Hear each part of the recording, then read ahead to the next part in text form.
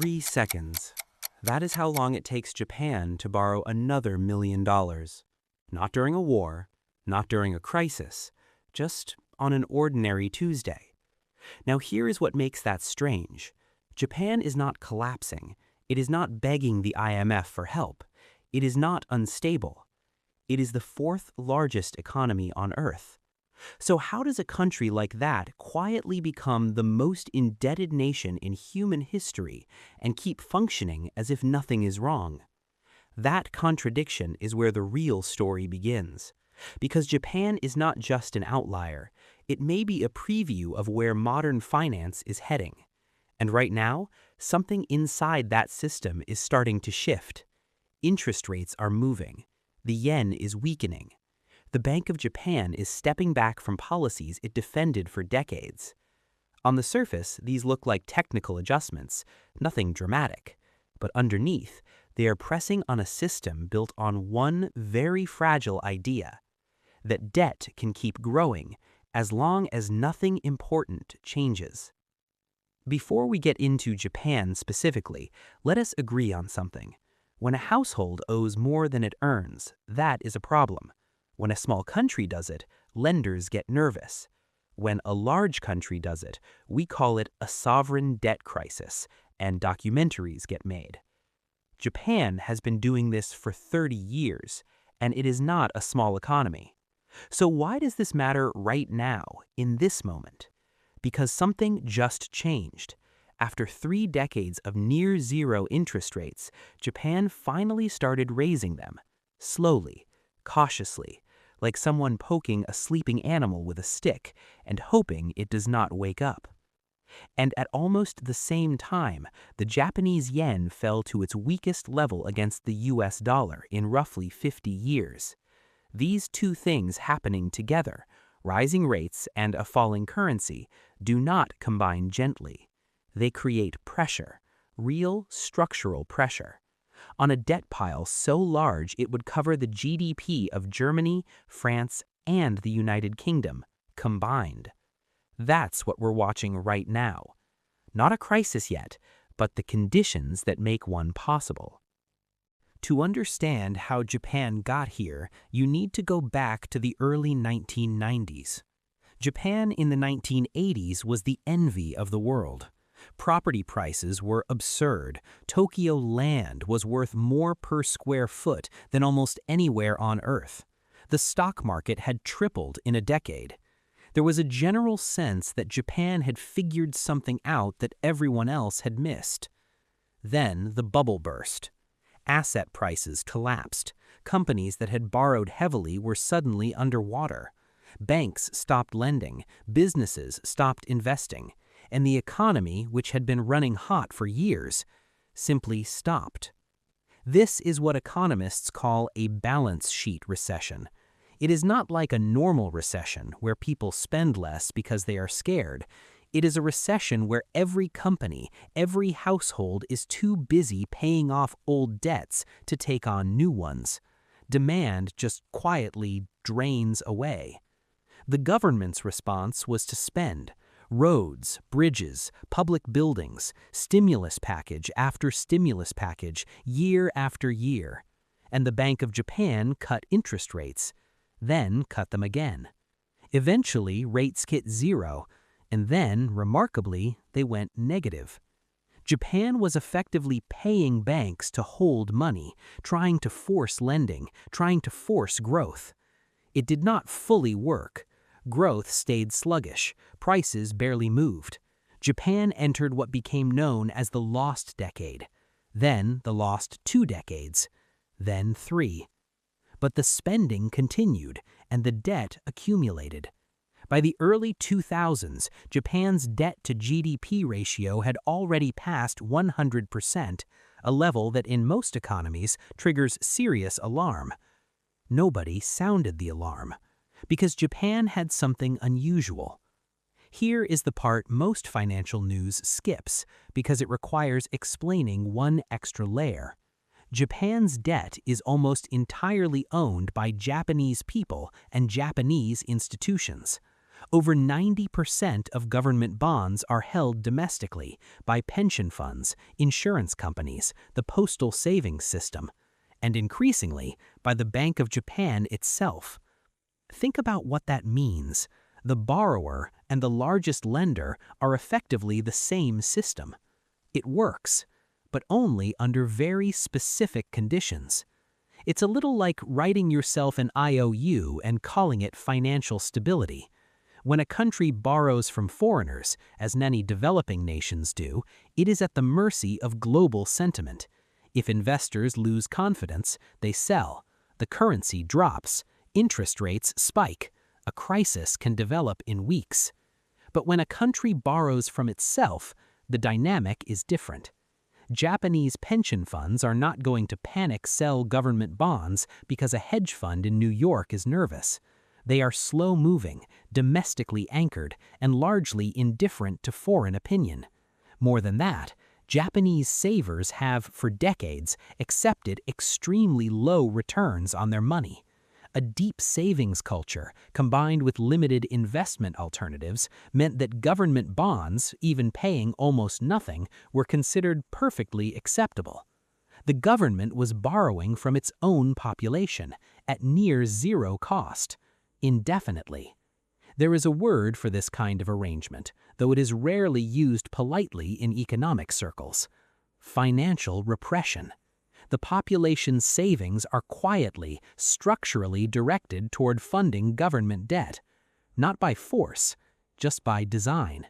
So the math that looks terrifying from the outside, 260% debt to GDP, is survivable, on one condition: interest rates must stay low. The moment rates rise significantly, the cost of servicing that debt explodes. Japan already spends roughly 20% of its entire government budget just on debt interest payments, at current levels. If rates double, that number becomes impossible. You are not building schools or paying pensions anymore. You're just paying interest. And rates, for the first time in a generation, are rising. So, is this a crisis story? The answer is genuinely uncomfortable. It is not a crisis yet, but it is a trap. Japan cannot raise rates too quickly. The debt becomes unserviceable. But it cannot keep rates too low either, because the yen keeps weakening, which makes imports more expensive, which pushes up inflation, which hurts ordinary households who have seen no real wage growth in decades. It's a narrow corridor, and the corridor is getting narrower. There's also a demographic dimension that makes everything worse and that doesn't get enough attention. Japan is aging faster than almost any country on Earth. The population is shrinking. There are fewer workers generating tax revenue, more retirees drawing pensions and health care. The base that supports the system is contracting, while the obligations at the top keep growing. And here's the part that should make you pause. This is not a Japanese quirk. Germany faces a version of it. South Korea faces a version of it. Italy faces it. The United States, within 2 to 30 decades, will face a version of it. Japan is not an anomaly. Japan is a preview. The reason serious economists watch Japan so carefully is not morbid curiosity. It's because Japan represents a live experiment in a question the entire developed world will eventually have to answer.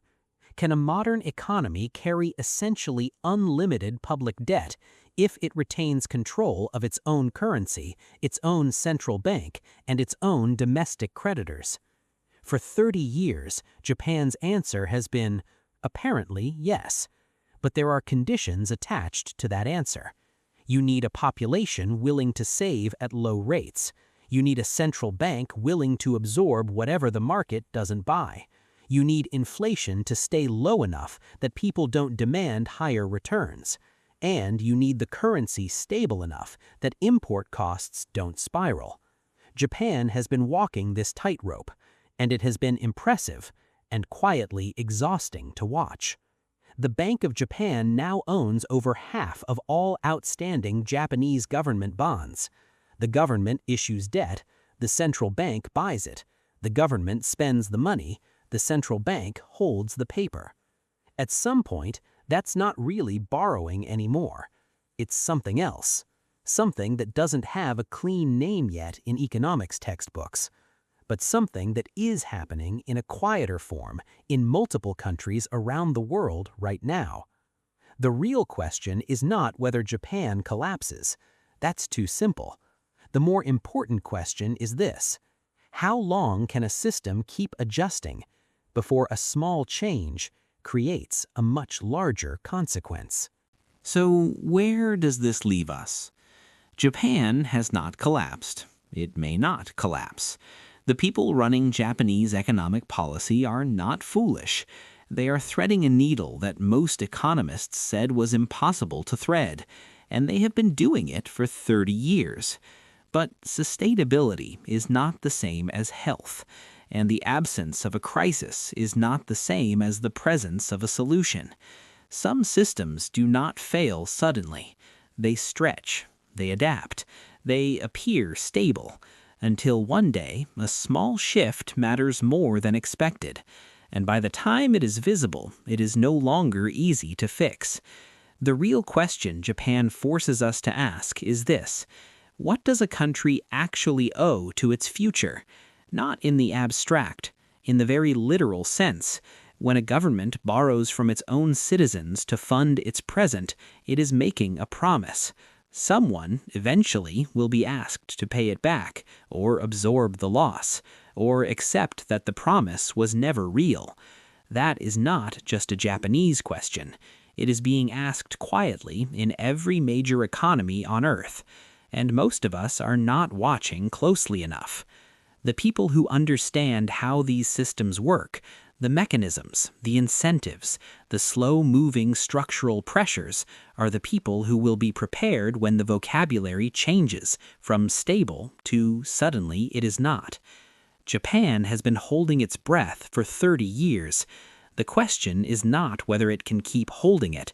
The question is whether the rest of us know that we are doing the same. Before you go, let us do something we do every week on this channel. One term, one real word that serious financial people use, explained clearly so you will actually recognize it when you hear it. Today's word is yield curve control. You will hear this phrase in almost every serious conversation about Japan. It sounds technical. It is not. Here's what it means. Normally, when a government sells bonds, the interest rate, the yield, is set by the market. Investors decide what return they want for lending money. Nervous investors demand more. Confident ones accept less. Yield curve control is when a central bank says, no, we are setting the rate. We will buy as many bonds as necessary to keep the yield at the number we choose. Japan's central bank has been doing this since 2016. They decided the 10-year government bond yield would not rise above a certain ceiling. If it tried to, they bought bonds until it stopped. What this means in practice is that the Bank of Japan became, essentially, the buyer of last resort for its own government's debt, permanently, at a price it controls. It is powerful. It is also, if you think about it for more than 30 seconds, slightly extraordinary, because it means the market is no longer truly setting the price of Japanese government debt. The central bank is, and that is a sentence worth sitting with. Yield curve control. Now you know what it means. Now you will hear it everywhere.